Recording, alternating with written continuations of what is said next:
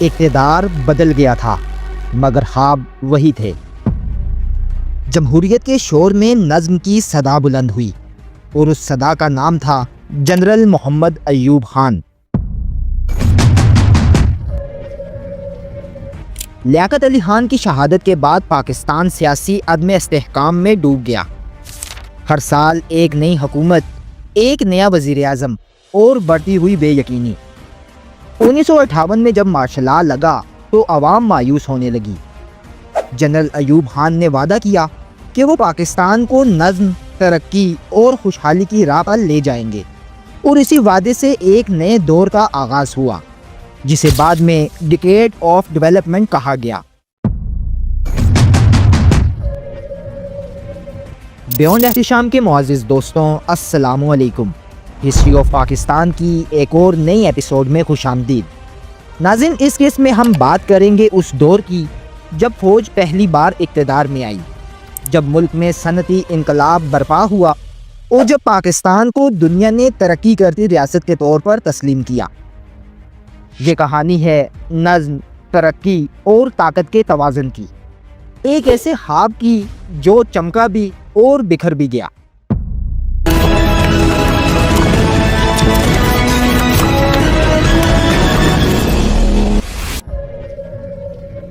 ایوب خان نے اقتدار سنبھالا تو ملک سیاسی بحرانوں سے تھک چکا تھا۔ انہوں نے نظام کو بدلنے کا وعدہ کیا۔ سب سے پہلے 1959 میں بیسک ڈیموکریسیز سسٹم متعارف کروایا، ایک ایسا مقامی نظام جہاں عوام اپنے نمائندے خود چنتے تھے۔ یہ نظام عوامی شمولیت کا تاثر دیتا تھا، جس کے تحت گاؤں، قصبوں اور شہروں میں مقامی نمائندے منتخب کیے گئے۔ یہ نمائندے ترقیاتی کاموں کی نگرانی کرتے تھے۔ اس نظام سے کچھ حد تک استحکام آیا، مگر اصل اقتدار پھر بھی مرکز میں رہا۔ اسی دوران انہوں نے زرعی اصلاحات نافذ کیں۔ زمین کی ایک حد مقرر کی گئی تاکہ بڑے زمیندار اپنی اجارہ داری ختم کریں اور کسانوں کو ان کا حق مل سکے۔ یہ قدم نیک نیتی سے اٹھایا گیا، لیکن طاقتور طبقہ قانون کی خامیوں سے فائدہ اٹھا گیا۔ دوستوں، ایوب خان سمجھتے تھے کہ پاکستان کی اصل طاقت صنعت ہے۔ انہوں نے نجی شعبے کو بڑھاوا دیا، غیر ملکی سرمایہ کاری کی حوصلہ افزائی کی اور صنعت کاروں کو ٹیکس اور قرضوں میں سہولت دی۔ چند سالوں بعد کراچی، لاہور، فیصل آباد اور دیگر شہروں میں فیکٹریوں کا جال بچھ گیا۔ پاکستان کا صنعتی شعبہ 9% سالانہ کی رفتار سے بڑھنے لگا۔ دنیا حیران تھی کہ یہ وہی ملک تھا جو ابھی چند سال پہلے غربت اور افراتفری میں ڈوبا ہوا تھا۔ لیکن ہر ترقی کے پیچھے ایک قیمت ہوتی ہے۔ ایوب خان کے دور میں دولت چند ہاتھوں میں مرکوز ہو گئی۔ ایک رپورٹ کے مطابق صرف 22 خاندانوں کے پاس پاکستان کی 70% صنعت، 80% بینکنگ اور 79% بیمہ سیکٹر کا کنٹرول تھا۔ ان میں آدم جی، داؤد، سہگل اور حبیب گروپ جیسے نام شامل تھے۔ امیروں کے شہر روشن تھے، مگر غریبوں کے گاؤں اندھیروں میں ڈوبے رہے۔ دوستوں، اسی عدم توازن نے معاشرے میں خفگی پیدا کی، خاص طور پر مشرقی پاکستان میں، جہاں لوگ سمجھنے لگے کہ ترقی صرف مغربی پاکستان کے حصے میں آئی ہے۔ دوسری طرف بین الاقوامی سطح پر پاکستان کے تعلقات مغرب سے مضبوط ہوئے۔ امریکہ نے دفاعی اور معاشی امداد کی، جس سے نہ صرف معیشت کو سہارا ملا بلکہ فوجی طاقت بھی بڑھی۔ ایوب خان نے اس امداد کو ملک کی ترقی کے لیے استعمال کیا، مگر اس سے پاکستان مغربی بلاک کا حصہ بنتا چلا گیا۔ دوستوں، ایوب خان کے دور کو گولڈن ایرا آف ڈیولپمنٹ کہا گیا، جہاں سڑکیں بنی، تعلیمی ادارے قائم ہوئے اور صنعتوں نے ملک کا چہرہ بدل دیا۔ مگر یہ ترقی صرف ایک طبقے تک محدود رہی، اور یہی عدم توازن آنے والے طوفان کی بنیاد بن گیا۔ ترقی کے اس سفر میں ایک اور امتحان آنے والا تھا، اور وہ تھا 1965 کی جنگ۔ ناظرین، یہ تھی کہانی نظم و ترقی کی، ایک ایسے رہنما کی جو ملک کو آگے لے گیا، مگر شاید کچھ پیچھے بھی چھوٹ گیا تھا۔ اگلی قسط میں ہم دیکھیں گے کہ کیسے ایوب خان کے گولڈن ایرا کے ساتھ ہی پاکستان اور بھارت کے درمیان ایک نئی جنگ چھڑ گئی، ایک ایسی جنگ جس نے قوم کو متحد بھی کیا اور بہت سی خوابوں کو توڑ بھی دیا۔ 1965 وہ سال جب ایک قوم نے دنیا کو یکجہتی کا مطلب دکھایا۔ 6 سپتمبر 1965 کی صبح لاہور کی فضاؤں میں گولوں کی گرج، لیکن دلوں میں ایمان کی روشنی۔ دشمن نے حملہ تو کیا، مگر اسے اندازہ نہیں تھا کہ جس ملک کی طرف وہ بڑھ رہا ہے وہ صرف ایک ملک نہیں، ایک جذبہ ہے، ایمان و اتحاد کا جذبہ۔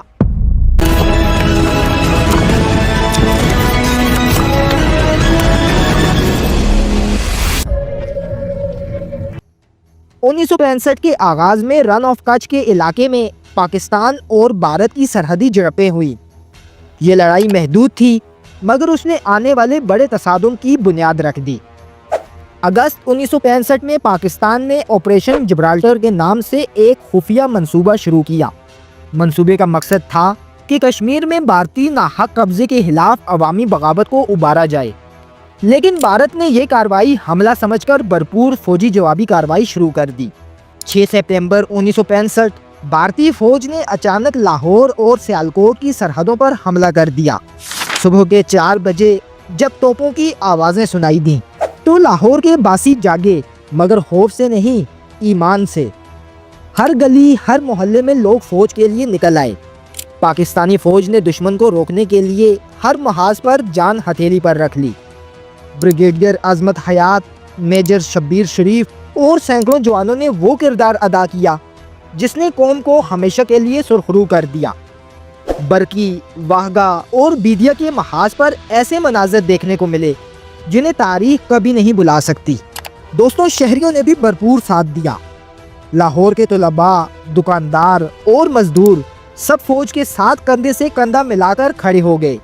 لاہور کی گلیاں مورچوں میں بدل گئیں اور 6 ستمبر یوم دفاع کے طور پر تاریخ میں ہمیشہ کے لیے درج ہو گیا۔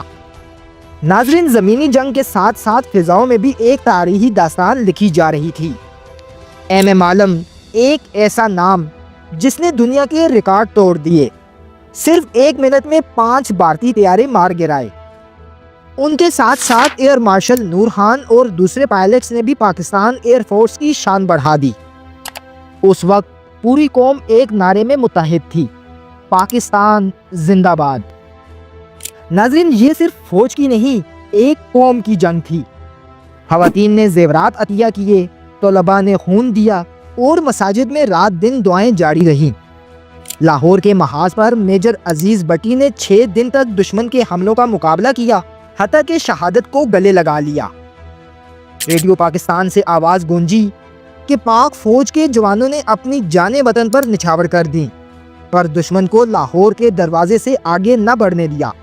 دوستوں، اس جنگ میں بھارت کی تقریباً 3000 سے 3500 فوجی ہلاک ہوئے، لگ بھگ 9000 سے 10000 زخمی، تقریباً 400 سے 500 ٹینک تباہ اور 75 سے زائد طیارے تباہ ہوئے، جبکہ پاکستان کے تقریباً 1800 سے 2000 فوجی شہید اور لگ بھگ 3000 سے 4000 فوجی زخمی ہوئے۔ جنگ 17 دن جاری رہی، لیکن پھر دونوں ملکوں نے اقوام متحدہ کی کوششوں سے جنگ بندی پر اتفاق کیا۔ دوستوں، اقوام متحدہ کی جنگ بندی کے بعد عالمی مبصرین نے یہ تسلیم کیا کہ دونوں ملکوں کے درمیان فوجی برتری کا توازن پاکستان کے حق میں رہا۔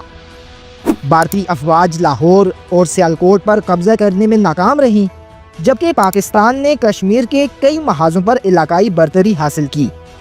پاکستان نے اپنی بقا، اپنی غیرت اور اپنی شناخت دنیا پر ثابت کر دی، مگر جنگ کے بعد حالات بدلنے لگے۔ جیت کے نعروں کے پیچھے اقتصادی دباؤ، مشرقی پاکستان کی بے چینی اور سیاسی اختلافات جنم لینے لگے۔ ایوب خان کے خلاف عوامی رد عمل بڑھنے لگا اور جلد ہی ملک ایک نئی سیاسی آندھی کی طرف بڑھ رہا تھا، ایک ایسی آندھی جس کا انجام 1969 کی تحریک اور 1971 کے سانحے میں ہوا۔ اگلی قسط میں ہم دیکھیں گے کہ کس طرح 1965 کی فتح کے بعد پاکستان اندرونی طوفانوں میں گر گیا اور ایک نیا باب شروع ہوا: یحییٰ خان کا دور اقتدار اور پاکستانی تاریخ کا دوسرا مارشل لا۔ 1965 کی مٹی ابھی خون سے تر تھی، پر ایوان اقتدار میں نئے کھیل کھیلے جا رہے تھے۔ सितंबर 1965 की फतेह के बाद पाकिस्तान का झंडा तो ऊंचा रहा, मगर कौम के दिलों में सवालात जन्म लेने लगे। ये वो वक्त था जब दुश्मन सरहद से नहीं, हमारी अपनी सफ़ों से उभरने लगा।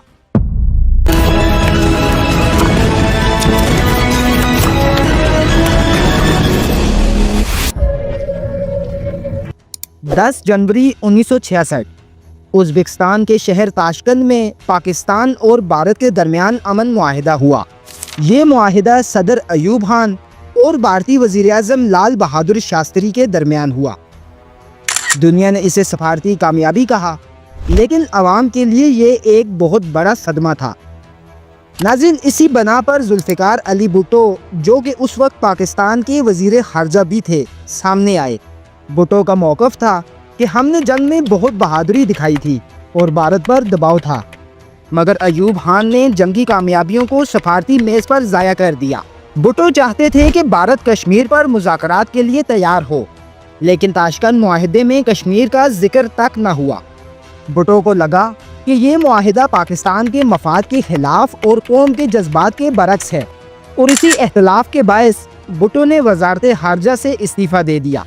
इस्लाम हमारा दीन है, सोशलिज़म हमारी मईशत, जमहूरियत हमारी सियासत और ताकत अवाम के पास है। ये वो नारा था जिसने पूरे मुल्क में नई रूह फूंक दी। अयूब खान के खिलाफ जलसे जुलूस शुरू हुए। तलबा, मजदूर, किसान सब एक नारे पर मुत्तहिद हो गए, अयूब खान को जाना होगा। मुल्क भर में एहतजाज बढ़ने लगे। रेडियो और अखबारात पाबंदियों के बावजूद अयूब मुखालिफ जज्बात की गूंज बन गए। वो शख्स जिसने मुल्क में तरक्की के ख्वाब दिखाए, अब एहतजाजों और नाराबाजी के शोर में गिर चुका था। माशी बदहाली, सियासी इंतशार और भुट्टो की बढ़ती मकबूलियत ने अयूब खान को बेबस कर दिया, और यूं 25 मार्च 1969 को अयूब खान ने इस्तीफ़ा दे दिया।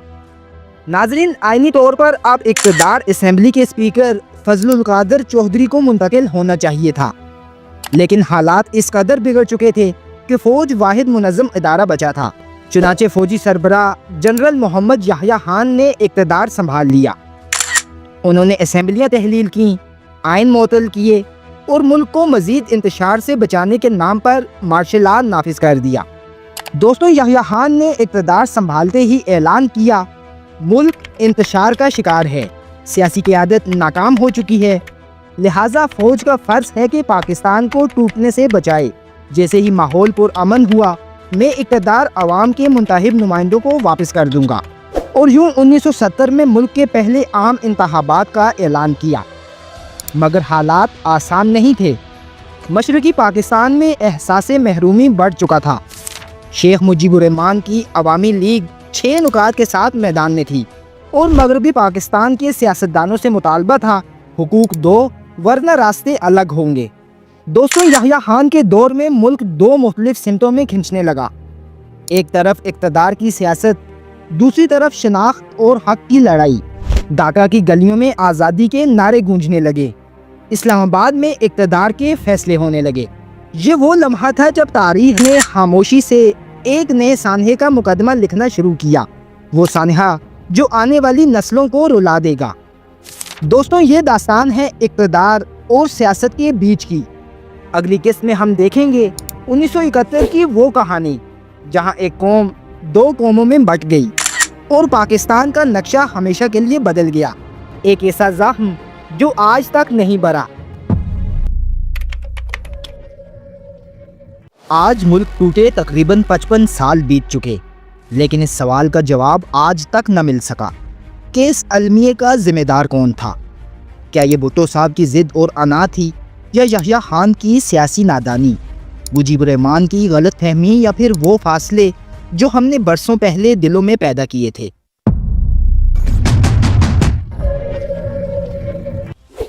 लाखों जाने गईं, हजारों घरों के चिराग बुझ गए और एक कौम 2 हिस्सों में बट गई। मगर आज भी जहन में ये सवाल उमड़ता है कि इस कहानी में मुजरिम कौन था।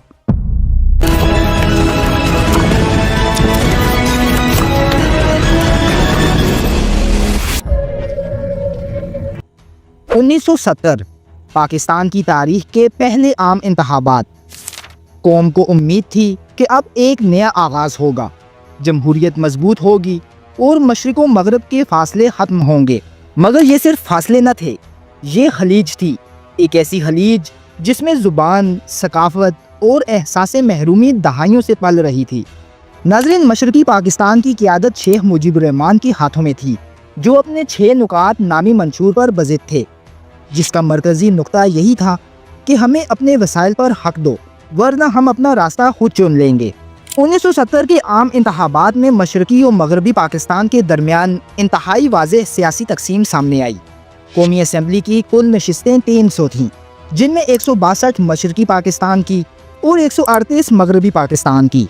مشرقی پاکستان میں عوامی لیگ نے 162 میں سے 160 نشستیں جیت لیں، یعنی مکمل برتری حاصل کر لی، جہاں مغربی پاکستان میں پیپلز پارٹی نمایاں رہی۔ عوامی لیگ نے ملک بھر میں کل 167 نشستیں حاصل کیں، جبکہ پیپلز پارٹی نے 138 میں سے 86 نشستیں جیتیں۔ عوامی لیگ کو واضح اکثریت مل گئی تھی، یعنی وہ مرکزی حکومت بنانے کی اہل تھی، لیکن ذوالفقار علی بھٹو نے کہا عوامی لیگ مشرق میں حکومت کرے اور پیپلز پارٹی مغرب میں۔ یہ فیصلہ مشرقی پاکستان میں غصے کی لہر بن گیا۔ لوگوں نے سمجھا کہ ان کا مینڈیٹ چھین لیا گیا ہے۔ ڈھاکہ سمیت پورے مشرقی پاکستان میں پرتشدد مظاہرے شروع ہوئے۔ شیخ مجیب نے سول نافرمانی کی تحریک چلائی، حکومت کا کنٹرول ختم ہونے لگا، ہر طرف انتشار پھیل گیا۔ چنانچہ 25 مارچ 1971 کو جنرل یحییٰ خان نے فوجی کارروائی کا حکم دیا۔ فوج نے ڈھاکہ یونیورسٹی، عوامی لیگ کے دفاتر اور دیگر علاقوں میں آپریشن کیا۔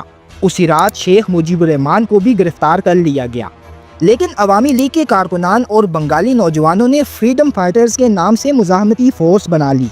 یہ لوگ بھارتی سرحد کے قریب جا کر تربیت حاصل کرنے لگے۔ نتیجتاً خانہ جنگی شروع ہو گئی۔ ایک ہی ملک کی فوج اور عوام آمنے سامنے آ گئے۔ بھارت نے اس خانہ جنگی کا بھرپور فائدہ اٹھایا اور فریڈم فائٹرز کو اسلحہ، تربیت اور پناہ فراہم کرنا شروع کر دی۔ اسی دوران دسمبر 1971 میں بھارت نے خود بھی براہ راست حملہ کر دیا۔ پاکستان کے فوجی 2 محاذوں یعنی مشرقی و مغربی سرحدوں پر لڑنے لگے۔ مشرقی پاکستان میں پاکستانی فوج کو شدید دباؤ کا سامنا کرنا پڑا، لہٰذا 16 دسمبر کو جنرل نیازی نے بھارتی جنرل جگجیت سنگھ کے سامنے ہتھیار ڈال دیے۔ دوستوں، 2008 کی انڈیپینڈنٹ رپورٹ میں بتایا جاتا ہے کہ تقریباً 2.5 سے 3 لاکھ کے قریب لوگوں کی جانیں گئیں اور 93,000 پاکستانی فوجی قیدی بنے، جو بعد میں شملہ ایگریمنٹ کے تحت چھوٹ کر واپس آئے اور دنیا کے نقشے پر ایک نیا ملک وجود میں آیا، بنگلہ دیش۔ ناظرین، یہ بحران نہ صرف پاکستان کو 2 لخت کر گیا بلکہ ملک کی تاریخ میں ایک دائمی زخم بھی چھوڑ گیا۔ شیخ مجیب الرحمان، جس نے برسوں کی سیاسی جدوجہد کے بعد بنگلہ دیش کو دنیا کے نقشے پر ابھارا، آزادی کے صرف 4 سال بعد 15 اگست 1975 کی رات ڈھاکہ کی سڑکوں پر ٹینکوں کی گرج سنائی دی۔ فوجی دستے اس گھر کا محاصرہ کر چکے تھے جہاں بنگلہ دیش کے بانی اپنے خاندان کے ساتھ موجود تھے۔ چند لمحوں میں گولیوں کی آوازیں گونجی۔ شیخ مجیب ان کے اہل خانہ سمیت مار دیے گئے۔ دوستوں، کہا جاتا ہے کہ مرنے سے پہلے شیخ مجیب الرحمان نے اپنے ہی ایک بنگالی فوجی سے کہا، پاکستانی فوج بھی مجھے مار نہیں سکی تھی اور آج تم میرے ہی سپاہی میرے خلاف بندوق اٹھا رہے ہو۔ ناظرین، آج بھی پاکستان اور بنگلہ دیش اسی سوال کا جواب تلاش کر رہے ہیں، ہم ایک تھے پھر الگ کیوں ہوئے؟ کیا ہماری سوچ، ہمارا نظام اور ہماری قیادت واقعی وہ تھی جو ایک ملک کو ساتھ رکھ سکتی؟ ہندوستان آگے بڑھ گیا کیونکہ اس نے سمت طے کر لی، لیکن ہم آج بھی منزل کے تعین میں الجھے ہیں۔ اگلی قسط میں ہم بات کریں گے 1973 کے آئین کی، جہاں پاکستان نے خود کو نئے سرے سے ترتیب دیا اور پہلی بار اپنی پہچان، اپنے اصول اور اپنے مستقبل کی بنیاد رکھی۔ دوستوں، ویڈیو پسند آنے کی صورت میں ویڈیو کو لائک اور چینل کو سبسکرائب لازمی کریں اور بیل آئیکن بھی دبا دیجیے گا تاکہ اگلی قسط سب سے پہلے آپ تک پہنچ سکے۔ پاکستان کی تاریخ کے مزید راز جاننے کے لیے ہمارے ساتھ جڑے رہیں۔